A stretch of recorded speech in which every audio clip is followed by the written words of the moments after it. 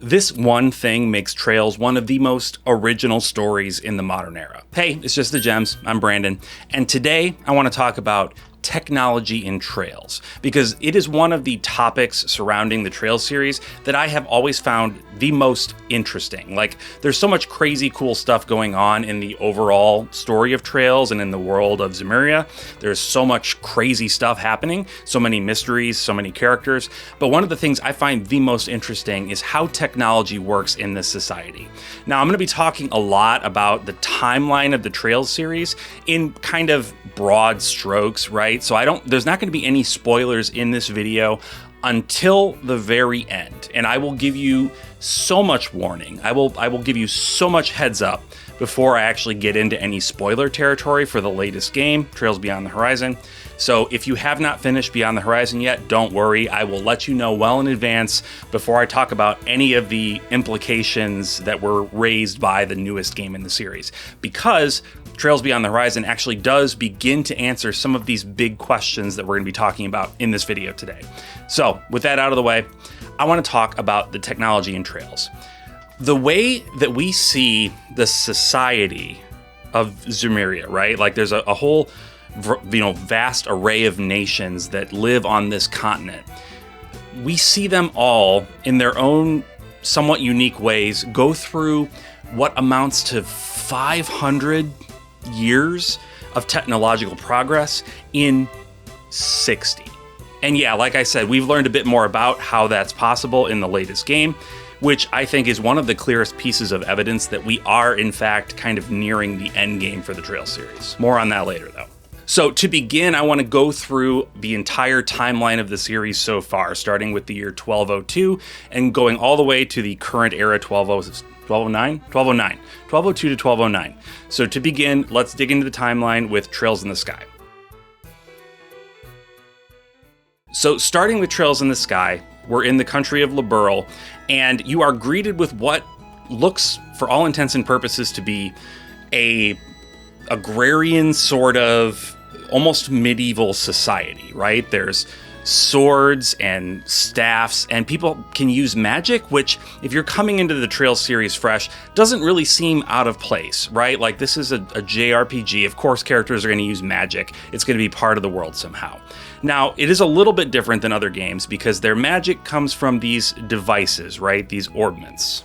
They look like this, right? You've got your orbment here. So your orbment, you fit it with different quartz, these little stones, and that allows you to cast different magic spells, essentially. So it's similar to other JRPGs where there's magic, but maybe there's some kind of technological element to it.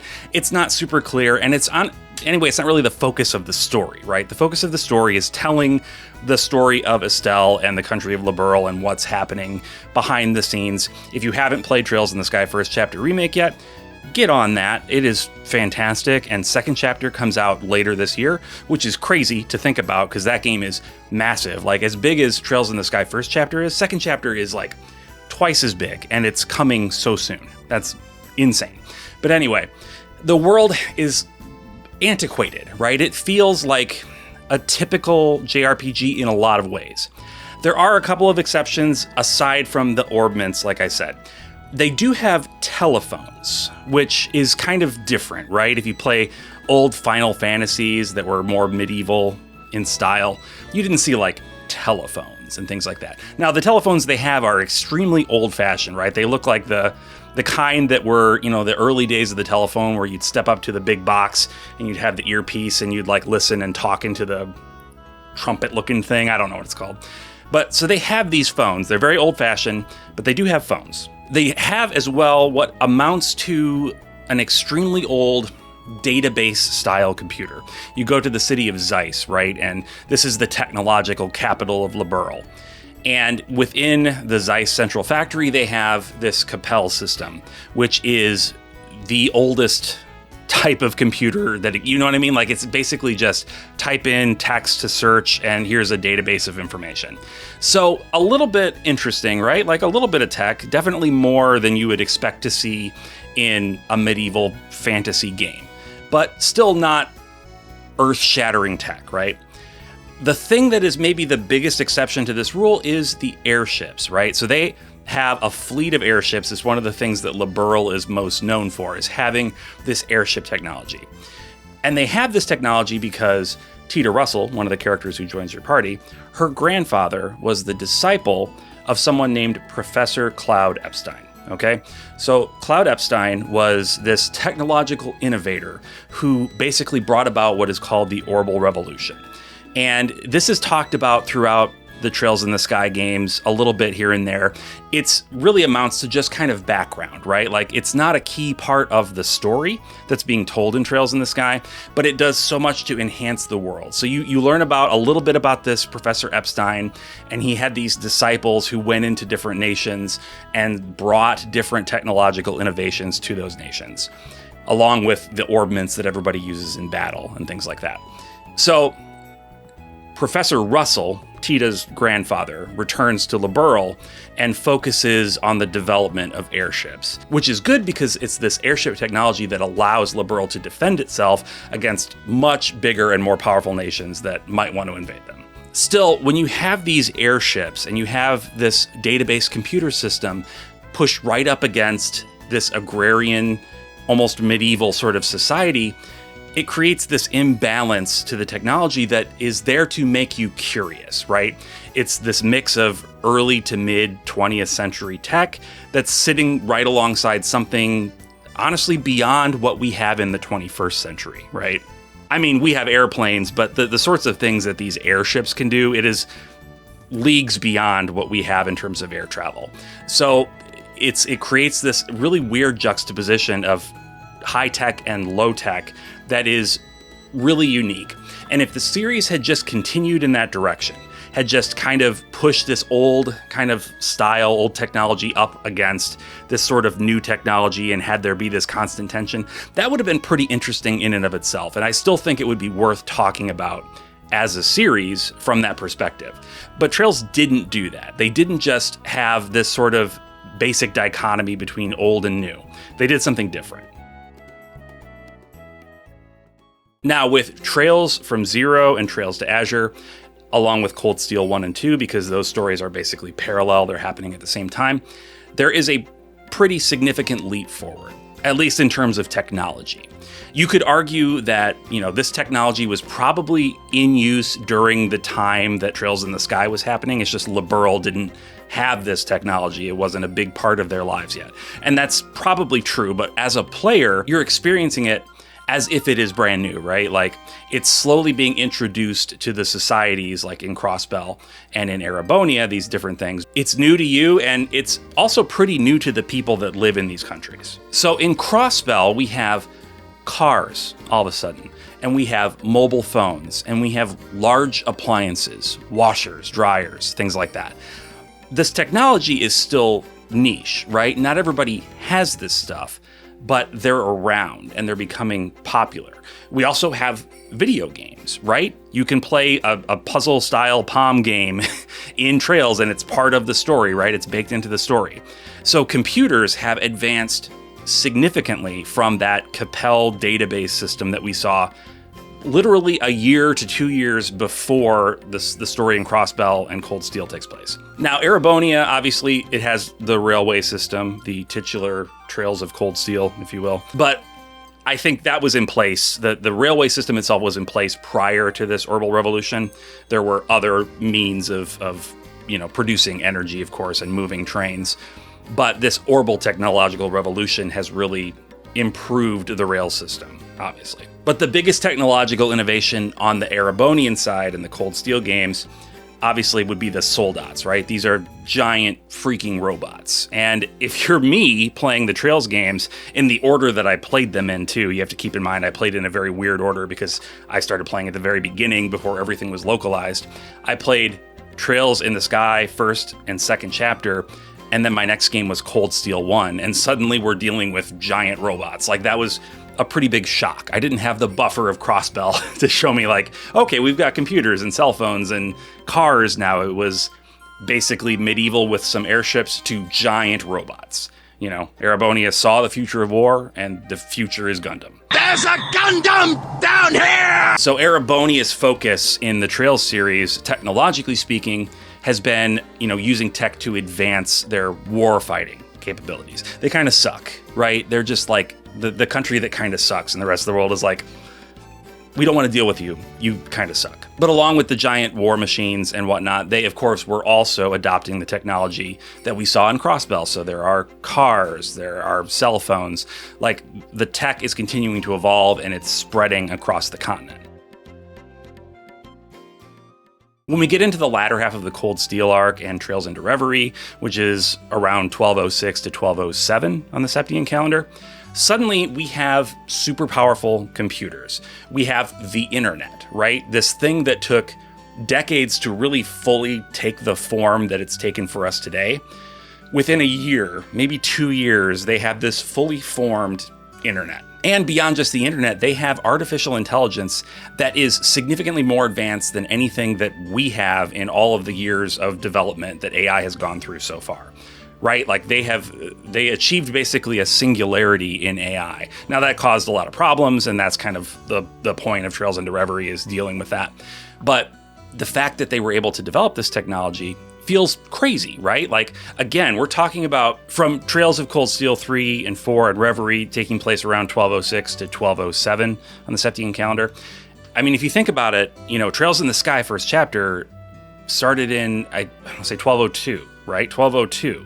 So 4 to 5 years, we're going from this agrarian society with some slightly anachronistic pieces of technology that most of us could hand wave away because it's a JRPG and that's just kind of what JRPGs do, to a world where we are dealing with basically science fiction, right? It's almost like it shifted genres in a way. If not genres, then styles, right? Like, you could definitely have a JRPG that is medieval and a JRPG that is sci-fi. It's still a JRPG, but you know what I mean, right? Like, it's shifted the style of storytelling from fantasy to science fiction, which actually just kind of tells us that it was science fiction all along, right? We knew from the very beginning, like I said, there were these seeds of this story about Professor Epstein and his disciples and the technological revolution that they brought about, right? From the very beginning, from the first game in the series, we've been hearing about this stuff.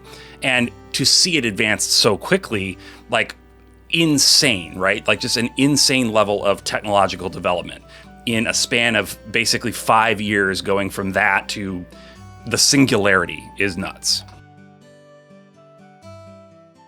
Then finally, catching us up to the current state of the world, Trails Through Daybreak 1 and 2 and Trails Beyond the Horizon, 1208 to 1209. We're not getting into spoilers yet. I'm just speaking very generally about the level of tech in these games. Spoilers will be at the very end, so don't worry.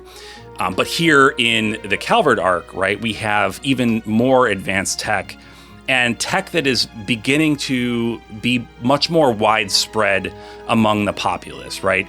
In some of the older games, you would see, like in Crossbell, you could probably count very easily the total number of cars in the Crossbell games. There weren't that many, right? Cell phones were still not ubiquitous. Everybody didn't have a cell phone, but by the time you get to Daybreak 1 and 2 and Horizon, year 1208, 1209, everybody has a cell phone. Everybody has a car. It's just a super common thing. Computers are everywhere. It has advanced and spread so quickly. And specifically in the Calvard arc, we have augmented reality being just a part of life. Hyper-realistic VR that basically like slows down time, like a deep dive situation, a VR dive or whatever, where you are going into a virtual world. Time basically stops in the real world, so you can do all this stuff in the computer system. Like stuff that is still science fiction, right? Like, we have VR, we have augmented reality, but we are nowhere near the level of what the Calvard arc has. Not to mention the whole shards thing, right? Like, their cell phones, their orbments are their cell phones, by the way. I don't think I mentioned that. Like, basically their orbments, this thing that used to just be this like pocket watch style deal that you would put little magic rocks in. Now it is like the central hub of all their technology. That's their phone, it's a GPS, it does everything. It has artificial intelligence built into it. It's a crazy piece of technology. And in the Calvard arc, it has the ability to throw out what are called shards, which basically create sort of augmented reality environments, and it's kind of the way that the battle system makes sense within the context of the game world. So there we're caught up, right? And like caught up feels goofy to say because like we're nowhere near that level of technology in the real world, but we have now seen the entire span of technological innovation from the beginning of the series, Trails in the Sky first chapter, all the way to Trails Beyond the Horizon. So where did this come from? We know Professor Epstein was heavily involved. If you've played the Calvard games, you know that the Marduk Total Security Company is probably pretty heavily involved in this. So how did this happen? Where did this all come from? How did Professor Epstein develop this? We've had little hints all along, starting from near the beginning, right? We learn about the Septian Church and how, there was this great collapse 1,200 years ago. And they're, previous, to the world that the characters live in now, 1,200 years in the past, there was this super advanced civilization. So if you are just kind of putting the pieces together yourself, you're probably thinking, well, Professor Epstein must have just discovered this technology from the ancient Sumerians and figured out how to get it working again and maybe reverse engineered some things and put it all together, question answered, story finished, right? Possibly, at least in part, I think that is probably accurate. But there is definitely more to it, and we've learned about that in the latest entry. Again, that's coming later. No spoilers yet. But just as interesting to me as where this all came from is how the world has developed in the game. Like seeing a technological revolution of that scale happening in a consistent, persistent world, a video game story, like seeing that happen from the beginning to the end is really cool. Like it raises a ton of interesting questions. It gives you so many more things to think about. It creates new and intriguing gameplay possibilities, right? Like just the way the combat system has evolved over the years has been tied to the technological development of the world, right? Like Falcom, they are so like committed to their world building and their storytelling that they don't do stuff just because. Like they create a reason for it to exist, and that reason has to be, tied to the story of the game. I think if I had a major criticism about the way they've handled this rapid technological revolution is that it doesn't really feel like there's enough resistance to it. It's like people seem far too willing to just accept every new technological advance with very little to no questions. Like everybody upgrades to the newest orbment as soon as it's available. Like you don't meet a bunch of hardliners who are refusing the march of progress like you would see in the real world. Even in our world where technology does not move nearly as fast as it does in Trails. It moves fast, but not that fast. You still see plenty of people who are like,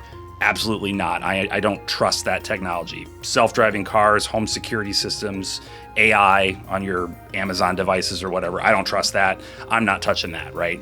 There should be more anxiety in the world of Zemuria.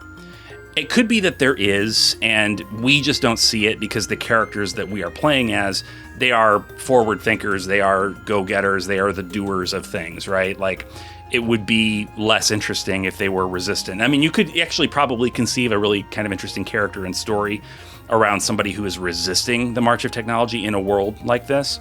But generally, they have not, obviously they haven't done that, right? They've had characters that are very much on board with upgrading to the newest and latest technology every game. But all the change that's being dumped on the people of Zemuria all the time, like, that's gonna create stress. I honestly think, and I haven't researched, I'm not a researcher, but like just in my observations of the world as a person who also lives in the world, I feel like the advancement of technology, like the rapid advancement of all this tech, is part of the reason why there's so much generalized anxiety today. Like, we as human beings are not built to interact with as many people as we do. We are not built to take in all of this information about all of these far-flung places around the world. Our minds just are not able to easily absorb that. Like, it's not good for us. It's a big part of the reason that it always seems like everything is so bad in the world. Like crime, murder, violence, everything just feels like it's out of control. When if you look at actual data, statistically, things have been steadily improving in the world and drastically improving compared to older times. I think that it would be really interesting to see Trails tackle more of the real world implications of this technological revolution. Now, having said that, it's entirely possible that Falcom has, inserted minor characters, NPCs, who have expressed some of these concerns, right? I'm not somebody who goes around and talks to every NPC at all. Like, I know that, one of the big things about Trails that I think is really cool in theory is that basically after every story beat, every character in the world has new dialogue. Like, every NPC kind of has their own little storyline that's playing out in the background of all the crazy stuff going on in the world.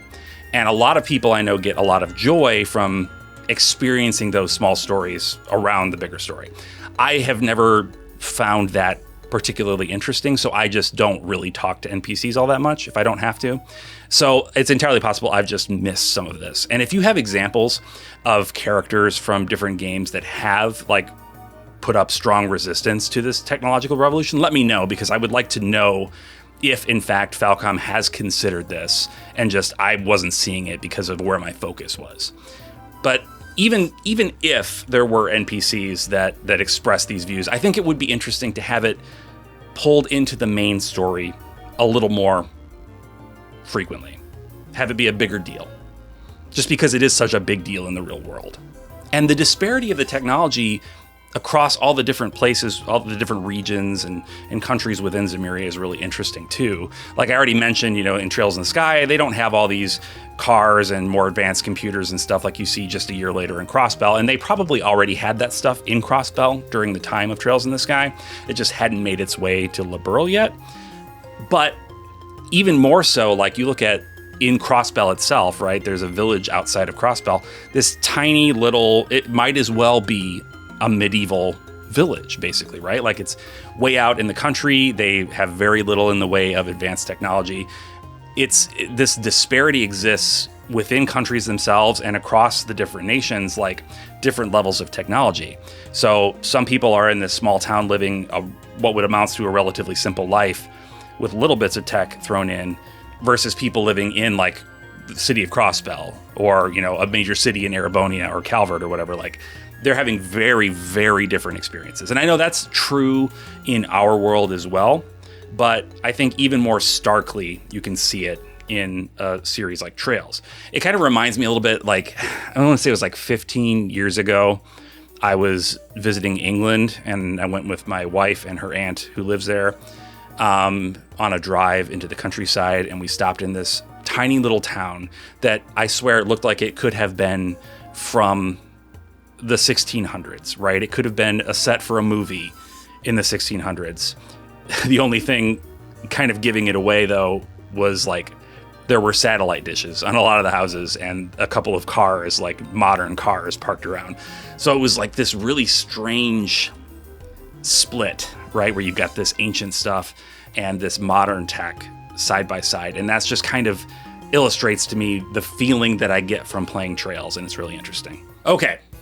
Now we are going to start to get into spoilers for Trails Beyond the Horizon, because I want to talk about where this all came from, how it happened, and Trails Beyond the Horizon is the first game to really start to give us answers to those questions. There are a lot more questions that Beyond the Horizon has not answered, but we are starting to get those answers now.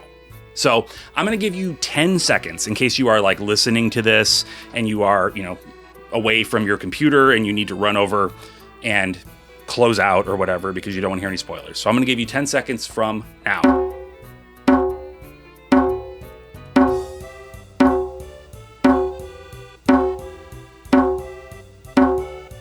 Is that 10 seconds? I'm just trying to count. We're going to say it's been more than 10 seconds now. Okay. So spoilers ahead. So a lot of Professor Epstein's work is still really mysterious, right? We know that his disciples have been involved from the very beginning, and Professor Hamilton in particular in the Calvert Arc has been doing some things in her efforts to kind of avoid the catastrophic situation that plays out at the end of Trails Beyond the Horizon. But we know a little more concrete information about how the Marduk Total Security Company got involved in this technological race. So I mentioned earlier on that the Marduk Security Company is one of the major players in technological evolution in Zemuria, right? Like, they are the ones who created the shards system and all of this, artificial intelligence and augmented reality and deep dive VR stuff. This is all coming out of Marduk. Now, if they're not directly related to Epstein, the question would be, okay, well, how did they get this tech? Well, as we know from playing Trails Beyond the Horizon and, doing some of the optional scenes and seeing some of the little stories that you can unlock via the Grim Garten, right? We know that Marduk, at the very least, got a jump start on their tech when they found young Reset basically almost dead, right? Like in some sort of capsule transportation device that was from the future. Okay, so we're talking, it's the year 1200 something at that point, 1200, I don't remember exactly what date they found her, but she was like a teenager, I think, when they found her, and she's in her early 20s now, so late 1190s, early 1200s. They find her, she's nearly dead, but she's in this device from the year 1250 something. So somehow this device from the future made its way back to the present, right? And they were able to get a jump start and kind of reverse engineer the tech based on what they found with Rosette. So it's entirely possible, right? Like I mentioned earlier, Professor Epstein, maybe he discovered ancient Zemurian technology, but it's also possible that he also found some future tech somewhere and was able to reverse engineer it and replicate it basically and make it something that could be mass produced. Like if we know that in this world, this is a thing that can happen, right? That this technology from the future was able to be sent back to the past, then it's entirely possible that that's where Epstein's discoveries came from. But we also know from the ending of Trails Beyond the Horizon that the entire world of Zemuria has been looping through this time loop that lasts around 1,200 years, give or take. So many different cycles, something like 20,000 cycles, where society advances for 1,200 years, and then the septarian of time determines whether or not society has done a good enough job. It's still not clear. It's ranking society on this sin scale and determining whether or not they have done a good enough job. I don't know. It's confusing. All we do know is that whatever Ouroboros was doing, it was slowing down this loop, right? Like, so we're starting to also get the sense, get an idea of what Ouroboros has been up to, where it seems like they are also trying to stop this eternal loop that time has been stuck in. But the question that I have then is, if time has been looping around the year 1200, 1210, 1215, whatever, over and over and over 20,000 times, how could Reset be from the future, right? Like, how could she be from a time that has not been allowed to exist yet? Now, you could maybe make the argument that she's from a future where, eventually this does get resolved, and so time is able to go on, and so she's actually from not just the future, but kind of another world line, right, where the loop has been fixed and she's been sent back. I don't know. I mean, that's possible. I mean, it's science fiction. It's kind of science fantasy, I would actually say. Like, I know they're using kind of some real world ideas, some real world theories related to like quantum mechanics and things like that, but there's a heavy dose of like creative liberty that's being taken with all this. So I'm not expecting it to make a ton of scientific sense. That's fine. That's okay. Like, I can suspend disbelief for a cool story. But I wonder, like, and we know from some of the side stories that you can, like I said, unlock in the Grim Garten, that Resette's life in that, future society is bad. Like, things have been wiped out. Things have been destroyed. And so, like, is that the future that the Septarian of Time is looking for? Like, what is the goal, right? Like, if that's what's going to happen beyond this loop, or is the loop to prevent that from happening? I don't know. I have a lot of questions, but I think that it's so cool that, like, as we get towards the end of the series, we're seeing these big questions around the world and the technology in Zemuria start to take center stage. Like, these were all, like, this is just, it's a masterclass in world building and storytelling. Because what they did was they created a story that did not rely on this cool tech stuff, right? These cool mysteries. It wasn't dependent on these mysteries. Trails in the Sky, first chapter, second chapter, did not. You could cut out the Epstein stuff. You could cut out all that, and it wouldn't matter. It would still be a really cool, great S-tier story. But the fact of the matter is that they have been weaving these story bits throughout the series from the beginning for so long, and every title just giving us a little bit more. And most of the time, the little bits that they give us just raise more questions. They're creating more uncertainty in us.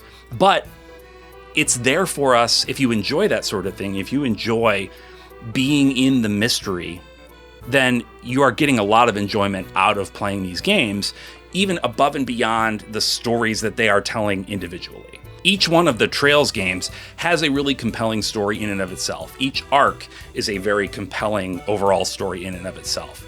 But there are these threads that have been running through the series from the beginning. And I'll admit, for a long time, I was worried that there wasn't an answer to these questions, or that it would be dissatisfying. Right? It's something that happens a lot with serialized storytelling, where creative and interesting mysteries that get raised almost never have the resolution that we want them to, because our imaginations are incredible. And they sometimes come up with ideas that don't actually make sense in terms of storytelling. And so when a writer creates this story and has to resolve these questions, they need to do it in such a way that still is faithful to the story that they've been telling. And sometimes those resolutions just don't measure up to the unrealistic, lofty ones, the lofty answers that we came up with in our heads. I've seen it many, many times, and I've experienced it myself many times. But I do really feel like, based on the answers that we have begun to get in Trails Beyond the Horizon, that we are legitimately going to get very cool and very satisfying answers about these questions and every other question that we've had, right? This video has been mostly focused on advanced technology, but there's the whole ancient Zemurian side of things as well, kind of the precursor to all of this stuff. Like, there is so much more to be revealed, and playing this game, playing Trails Beyond the Horizon, has given me renewed confidence that they are very capable of sticking the landing, and I can't wait to see it. Anyway, that's all. This was a little rambly, a little random, but I have just been like champing at the bit for weeks now to talk about this stuff in a video. And I wanted to do it in such a way that it's not completely exclusionary to people that haven't finished Beyond the Horizon. So I wanted to kind of frame it this way so we could just kind of talk about the cool tech and Trails and how it's advanced before kind of getting into the spoiler territory. So I hope that was okay. Hope you enjoyed that structuring. Let me know your thoughts about that and about the subject at large down in the comments. I'd love to see what you think about all this, any theories you might have. I'm actually very happy to ask for people's theories now, because we are caught up, baby. Like, we are on the same level as the Japanese fans. All of the English fans that have played like the English fan subtitled versions of the games that I hadn't played yet, it don't matter none, because I am caught up now. So hit me with your theories down in the comments. I would love to talk about those. Let me have them. We are planning on our podcast, the JRPG Pursuit, which we put out a new episode about JRPGs every week, so do subscribe to that if you are not already. The link is in the description. But we are planning to do a spoiler cast on Trails Beyond the Horizon in the next few weeks. We're going to give a few more people time to complete the game, both on both in the show and also the audience. We want to be able to talk completely freely about Trails Beyond the Horizon. And we will be having a couple of special guests join us as well, from a couple of other podcasts that we really like, and we will be announcing more about that in the coming weeks. But make sure you're subscribed to the JRPG Pursuit so that you are ready for that when it comes. Anyway, thanks so much for watching, and I'll see you later. Bye.